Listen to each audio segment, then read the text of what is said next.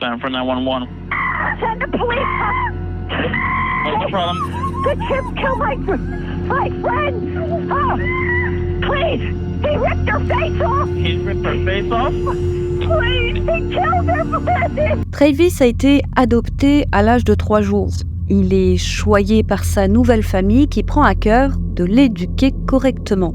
Il deviendra acteur animalier. Vous l'avez peut-être même déjà vu, sans le savoir, dans un spot publicitaire comme celui de Coca-Cola, ainsi que d'autres shows télé, mais voilà.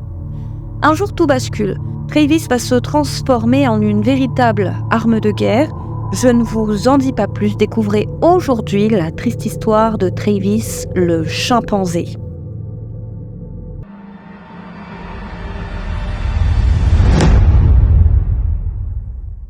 Comme toujours, n'hésitez pas à liker la vidéo et à vous abonner si ce n'est pas déjà fait. Le petit Travis a vu le jour dans le Missouri le 21 octobre 1995 dans le complexe de Mike et Connie Brown Casey, autrefois appelée la Missouri Primate Foundation. Elle a de nos jours et fort heureusement été transformée en un sanctuaire pour chimpanzés. Sachez qu'autrefois les chimpanzés y étaient détenus dans des conditions indignes, par exemple dans de toutes petites cages au milieu de déchets, sans accès extérieur, sans avoir la possibilité de pouvoir grimper ou de faire de l'exercice, et les primates étaient vendus pour l'industrie du divertissement ou bien directement à des particuliers désireux d'adopter des chimpanzés. Et Travis ne va donc pas y rester longtemps puisque, comme je vous le disais, il est adopté le 24 octobre 1995 par un couple de particuliers alors que Travis a seulement 3 jours. On l'arrache alors des bras de sa maman Suzy. Il est issu de l'accouplement entre Coco et Suzy, 2 chimpanzés vivant en captivité et importés d'Afrique dans les années 70. Et comme en 1995, rares sont les lois à encadrer les conditions de vie de ce type d'animaux sauvages, Travis est acheté, comme je vous le disais, par un couple de particuliers sans aucun problème. Il s'agit là de Sandra et Jérôme Herold pour la coquette somme de $50,000. Le couple est fou de joie. Ils ont toujours rêvé d'adopter un jour un chimpanzé. Ce sont eux qui l'ont appelé Travis, clin d'œil au chanteur préféré de Sandra qui s'appelle Travis Tritt. Travis, alors âgé de seulement quelques jours, s'envole pour le Connecticut, direction la maison des Herold. Et on peut dire que le couple va prendre grand soin du petit chimpanzé. Ils prennent véritablement à cœur l'éducation de Travis, ne lésinant pas sur les soins. Et Travis est loin d'être un chat ou un chien, ses capacités d'apprentissage sont bien plus importantes. Sandra dira « Tant que vous n'avez pas passé de temps avec un chimpanzé, vous ne pouvez pas comprendre ». Elle va prendre la décision de l'élever comme un enfant et il est important de préciser qu'un chimpanzé, qu'il vive dans son habitat naturel ou qu'il soit domestiqué comme Travis, ressent la joie, la colère, il est tout à fait capable d'exprimer ses sentiments, il est capable d'empathie, de compassion, bref. Donc il y a vraiment des moments où la complicité entre Travis et ses parents adoptifs sera vraiment forte. Il est stimulé intellectuellement et vit dans un environnement bienveillant. Il va grandir entouré d'amour. Il devient un membre à part entière de la famille et ça tombe bien puisque le fils unique des Herold a depuis un moment déjà quitté le domicile familial. Ses propriétaires le baladent partout. Travis les accompagne pour faire des courses, au travail, lors de promenades. Il n'est pas rare pour le voisinage d'apercevoir Travis dans la dépanneuse de ses maîtres, sagement assis du côté passager avec sa ceinture de sécurité qu'il avait appris à boucler lui-même. Tout le monde était attendri devant ce petit primate qui avait en plus de ça l'habitude de porter une belle chemise de baseball. D'ailleurs, il aime beaucoup regarder des matchs de baseball à la télévision. Et il faut le dire, Travis ne laisse personne indifférent et bientôt il devient une célébrité locale. Même les policiers de la ville sont sous le charme. Il leur arrive de le croiser régulièrement lors de certains remorquages. Puisque les Herold ont une société de remorquage, eh bien Travis s'est toujours fait une joie d'aller saluer les policiers et tout le monde d'ailleurs se précipiter pour prendre des photos et immortaliser le moment. Pour le plus grand plaisir de Travis, ayant toujours été habitué à l'homme, il appréciait énormément la compagnie des hommes. Et l'un des voisins du couple témoignera plus tard qu'il avait l'habitude de jouer à la lutte avec Travis et que Travis savait toujours quand s'arrêter. Il a expliqué qu'il était particulièrement attentif aux ordres de ses maîtres. Il avait même plaisanté en disant que Travis écoutait mieux ses maîtres que ses neveux ne l'écoutaient lui-même. Et le petit Travis le leur rend bien. Et bientôt, sa célébrité va dépasser les frontières de la ville. Il a la réputation d'être si bien éduqué qu'il attire bientôt l'attention de l'industrie du divertissement. Rapidement, les propositions affluent. On propose au Herald de multiples campagnes publicitaires, telles que Coca-Cola ou encore Old Navy, ainsi que diverses shows et autres films ou séries. Les Herald vont accepter, mais avec parcimonie. Il n'a jamais été question pour eux de faire de Travis un acteur, ou pire, une bête de foire. Et au fil des ans, tout se passe comme sur des roulettes pour la petite famille recomposée. Et donc, comme je vous le disais, ses capacités d'apprentissage sont bien plus importantes que celles de nos amis les chats ou les chiens. Et les Herald, lorsqu'il s'agit de son apprentissage, prennent les choses très au sérieux. Ils ne comptent pas leurs heures au point où, avec le temps, Travis a su, par exemple, s'habiller seul, se brosser les dents, arroser les plantes, allumer la télé et changer les chaînes avec la télécommande. Il avait également appris à nourrir les chevaux du couple, le chat. Il pouvait manger proprement à table, il pouvait ouvrir et fermer une porte à clé et il pouvait même démarrer une voiture. Il avait même conduit à plusieurs reprises la voiture du couple. Il savait également allumer un ordinateur et par exemple aller consulter les photos. Et il aimait tellement les glaces qu'il avait appris par cœur l'horaire du passage du camion à glace et il allait l'attendre sur le bord de la route pour acheter et savourer ses petites glaces. Et inutile de vous dire d'ailleurs que Travis a très tôt été en surpoids.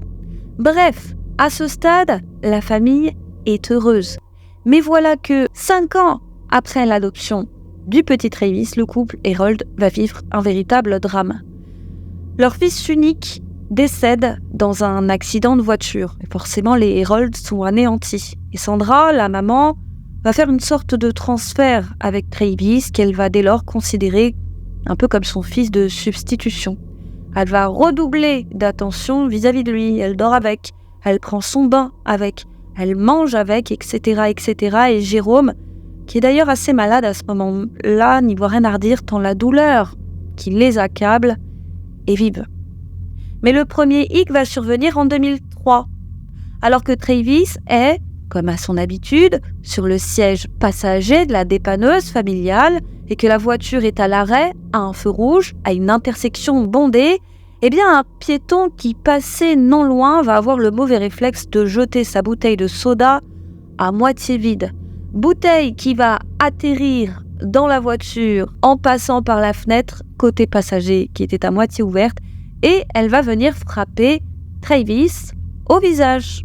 Alors, a priori, rien de grave, la bouteille est en plastique, mais Travis va voir rouge. Il s'énerve, son visage se déforme de colère et il veut en découdre. Il a vu l'homme jeter la bouteille, alors ni une ni deux, il enlève sa ceinture de sécurité, ouvre la porte et s'échappe en plein milieu de la circulation pour aller à la poursuite du malotru qui a osé lui jeter une bouteille au visage. Et Travis, à ce moment-là, c'est quand même un beau bébé. Alors le piéton comprend immédiatement le danger, il prend ses jambes à son cou et fort heureusement pour lui, il court plus vite que Travis. Travis le poursuit malgré tout et en hurlant, il ne décolère pas et c'est bientôt la panique dans le centre-ville.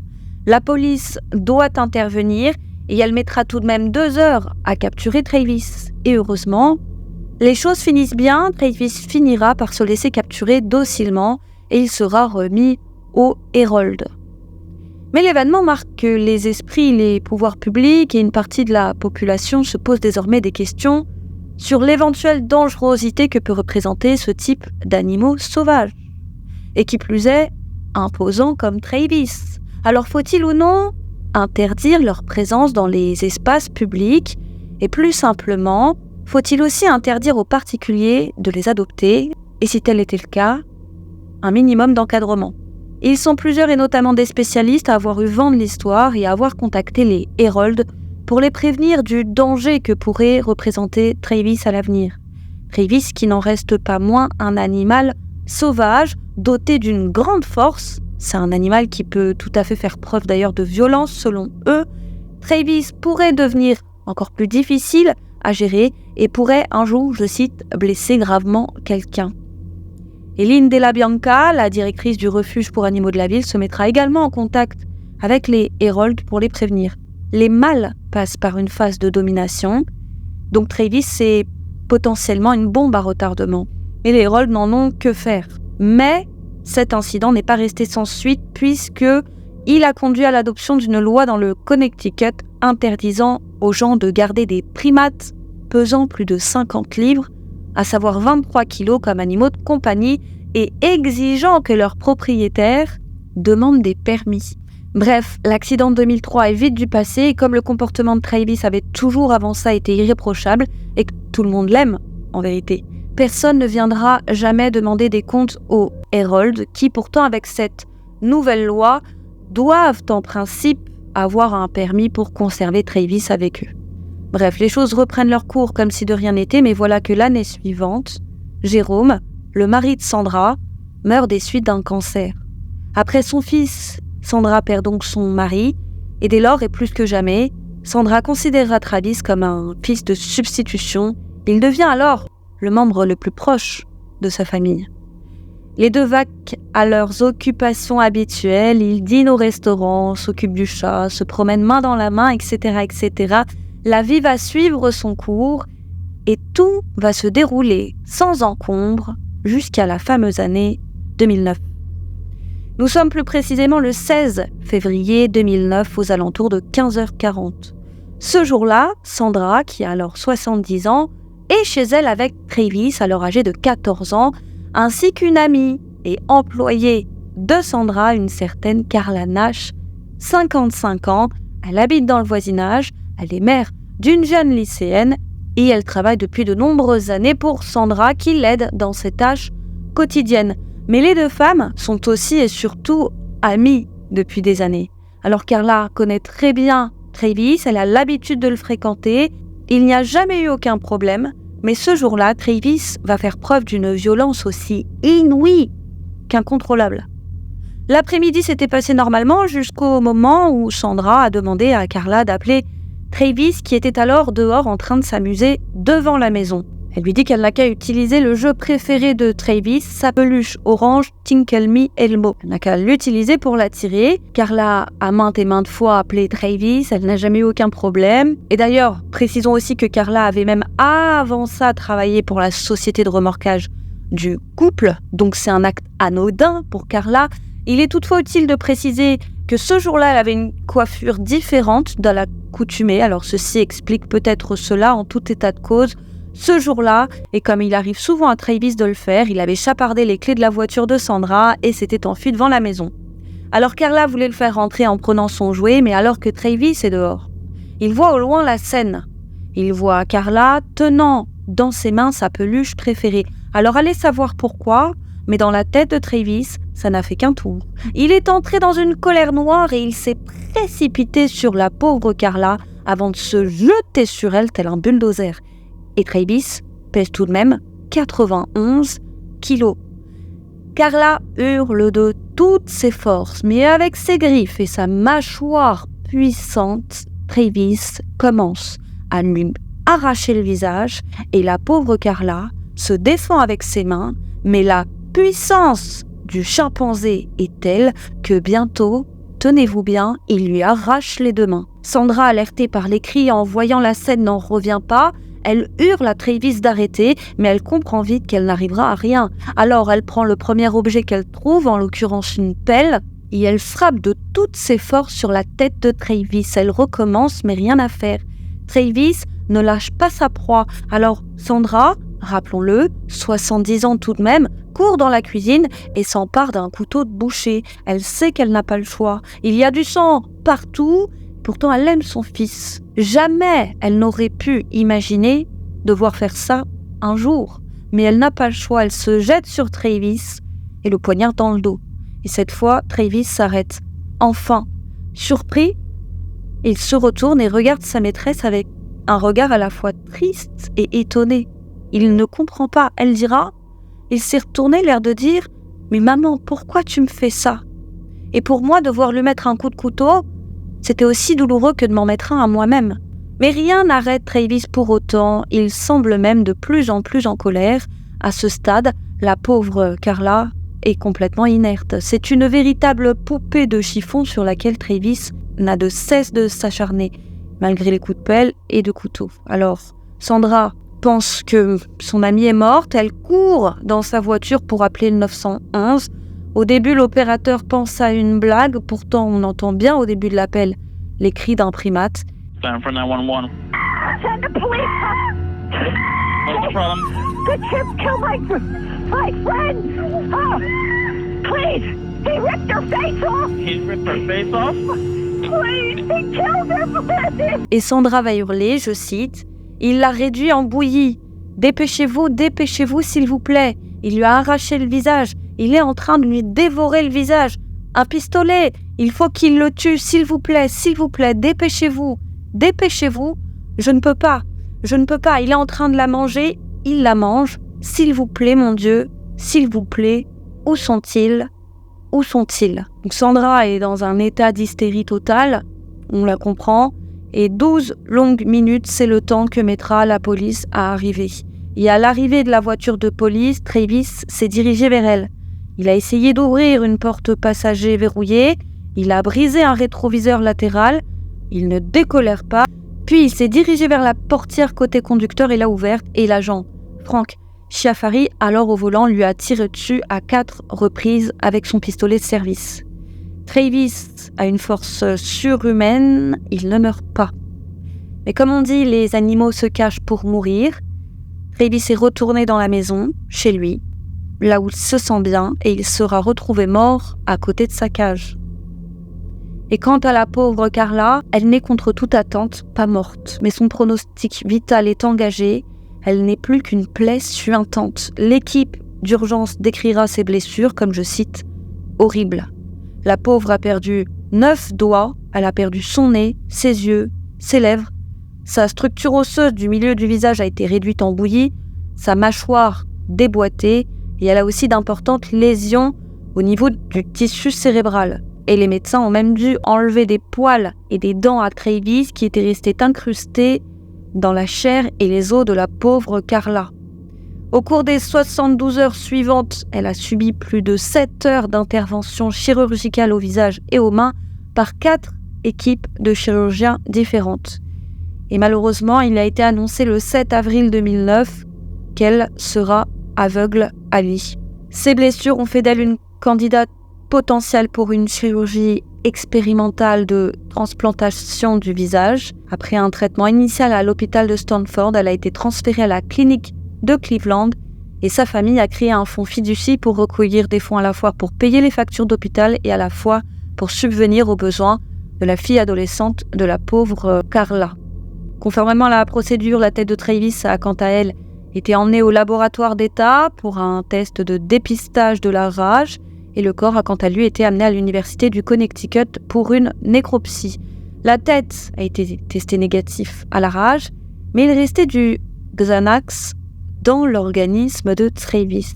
Et les résultats de l'autopsie en mai 2009 ont confirmé que le chimpanzé était en surpoids et qu'il avait été poignardé. Les restes ont été incinérés le 25 février 2009. Et donc, les rapports toxicologiques ont confirmé la déclaration de Sandra selon laquelle elle avait donné du Xanax à Travis le jour de l'attaque, ce qui aurait pu avoir les effets inverses, c'est-à-dire exacerber son agressivité. C'est un médicament anti-anxiété puissant à courte durée d'action qui peut effectivement provoquer une désinhibition et une désorientation et parfois même des réactions paradoxales d'hallucination, d'agressivité, de rage et de manie chez les personnes qui le prennent. Et donc on pense que c'est ce qui est arrivé à Travis. D'ailleurs, le vétérinaire qui a prescrit du Xanax à Travis sera poursuivi par la famille, en même temps que Sandra. On le verra plus tard. Peu de temps après l'attaque, une habitante de Stanford a se manifesté. Elle déclare que Travis lui avait mordu la main droite en 1996, à l'extérieur du St. Joseph Medical Center. À l'époque, Travis devait avoir 1 an et amusée de voir le chimpanzé, elle s'était approchée pour le saluer alors qu'il attendait dans une voiture. Il lui aurait alors mordu la main, elle aurait saigné et d'ailleurs il aurait tenté de l'attirer dans le véhicule. Elle a affirmé qu'elle s'était plainte au Herald ainsi qu'à la police. Police d'ailleurs qui n'a retrouvé aucune trace de sa plainte. Elle dira, je cite, « Les gens ne devraient pas avoir d'animaux de compagnie comme ça. J'avais l'impression d'avoir un syndrome de stress post-traumatique toute la journée, et si mon histoire n'avait pas été balayée sous le tapis, cette femme ne serait peut-être pas dans cette situation aujourd'hui, a-t-elle déclaré. Mais Sandra se défendra d'une telle attaque et expliquera comment Travis a-t-il pu la mordre puisqu'il n'avait pas de dents à l'époque. Enfin bref. En tout cas, c'est le 30 novembre, alors je ne sais pas si c'est 2009 ou 2011, je vais vous mettre la date en bas, mais c'est à cette date que Carla apparaîtra en public pour la première fois depuis son accident. Nous sommes alors sur le plateau du Oprah Winfrey Show et à ce moment, elle espérait quitter la clinique de Cleveland. Donc Carla s'est confiée à Oprah Winfrey, le visage dissimulé derrière un voile, et elle a dit, je cite, « Je n'ai jamais abandonné, mais malheureusement, je ne peux plus faire grand-chose. J'ai perdu mon indépendance. Avant, je pouvais changer un pneu, et maintenant, je ne peux même plus me nourrir moi-même. C'est très difficile à vivre. D'ailleurs, ce n'est pas vivre, c'est vivre à moitié.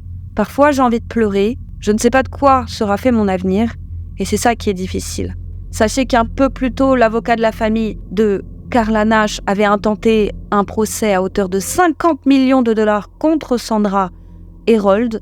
Et le 6 mai, un juge de Stanford avait gelé les avoirs de Sandra et évalué ses actifs à 10 millions de dollars américains.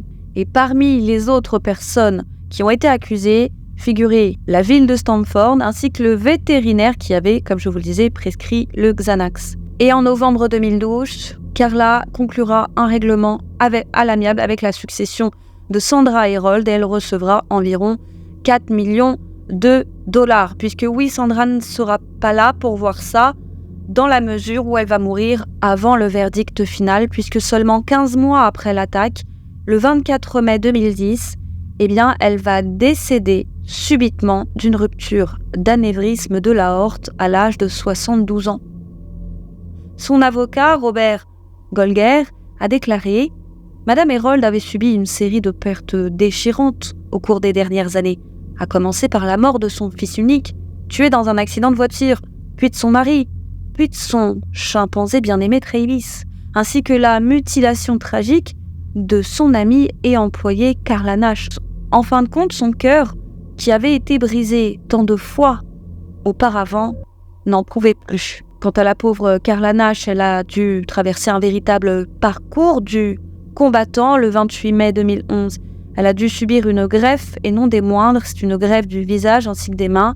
La greffe des mains a d'abord été couronnée de succès, mais comme Carla développera une pneumonie peu de temps après, les médecins ont été obligés de retirer ses mains nouvellement transplantées, seulement 5 jours après la greffe en raison de l'infection et de la mauvaise circulation sanguine. Et comme vous le savez déjà, fort heureusement d'ailleurs, de telles attaques sont relativement rares et cette fois, la loi sera appliquée à la lettre. Il est interdit de garder en captivité des animaux sauvages potentiellement dangereux tels que des crocodiles ou des chimpanzés, ou du moins leur détention est extrêmement encadrée. Et on a parlé d'une véritable mise en application de cette loi en 2009. Et malgré tous les problèmes médicaux auxquels elle a été confrontée, sachez que Carla Nash vit toujours seule dans le Connecticut où elle a tenté de retrouver son indépendance. C'est tout pour aujourd'hui. N'hésitez pas à nous laisser votre avis en barre de commentaires. Merci comme toujours de nous avoir suivis. N'hésitez pas à liker la vidéo si elle vous a plu, à nous suivre sur nos réseaux sociaux, les YouCrime Sisters. Quant à moi, je vous dis à bientôt sur YouCrime pour une autre triste histoire.